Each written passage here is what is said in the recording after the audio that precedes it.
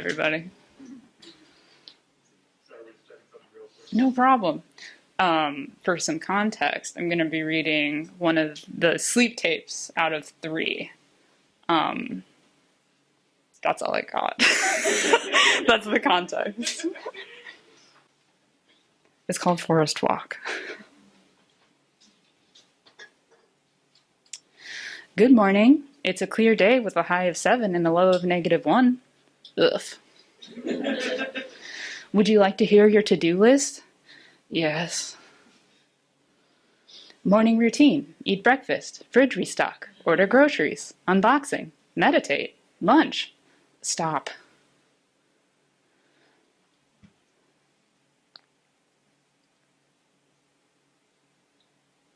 Welcome to the forest. When you step inside, among the trees, it's almost another world. A calmer, darker place. The forest floor is glistening up at you. The path is inviting you in. It rained here recently. Can you smell it? How fresh and how green?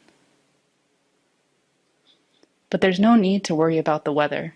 It's going to be a clear evening from here on out. You notice first the muttering of trees moving in the breeze. It's a creaking, shimmering sound. There are so many bird calls. Ding dong, beep. And a creek murmuring somewhere to your left. You can't see it, but it's nice to know it's there. Under everything, you hear your own footsteps crunching beneath you. These leaves have been here on the ground since fall, but they look somehow new, as though no one else has stepped on them. Together, they make a lovely path, full of color, easy to follow. You wonder how far it goes. I can tell you, it goes very, very far. You don't have a hope of seeing the end, so let go of that thought. Let it float by. Let it wander down the trail in front of you until it gets so small you can't see it. Anyway, I find that when you're focused on a path, it's too easy to let things pass you by.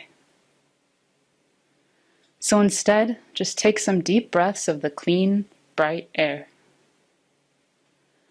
Feel the light on your face. Notice the way it filters through the trees, softening everything. It makes the world just a bit more mysterious, doesn't it? All those strange, beautiful shadows.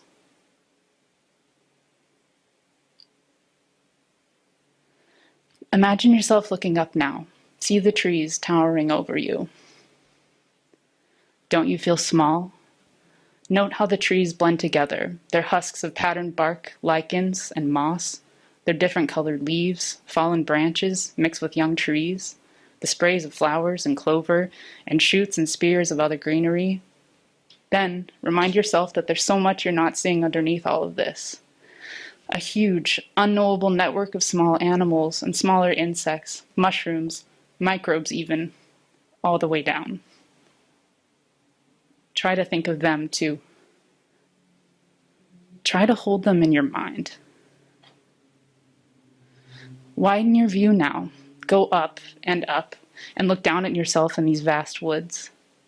Try to think of all the living things around you. And you there, not in the center. Not even a part of it. You're just passing through. Take your hand and rest it on the bark of a nearby tree. Doesn't matter which one.